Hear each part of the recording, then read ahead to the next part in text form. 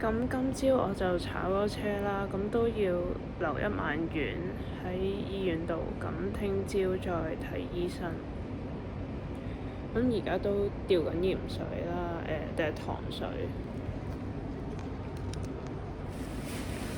咁一係睇下啲傷口咯，雖然都包住咗，唔搞佢住啊，都呢啲都係擦傷下咯，主要係塊面中間嗰度傷啲，兩隻膝頭啦，咁同埋膊頭啦，膊頭位啦，兩邊膊頭啦，同埋個 hip 咯。咁點解我咁快會拍片擺上嚟呢？其實我都好少即係拍片，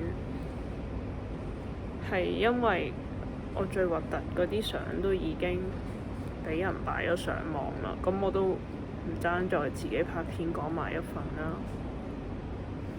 我喺轉車站沙倉嗰度出意外啦，咁就送咗嚟屯門醫院咯。係咯，講住咁多先啦。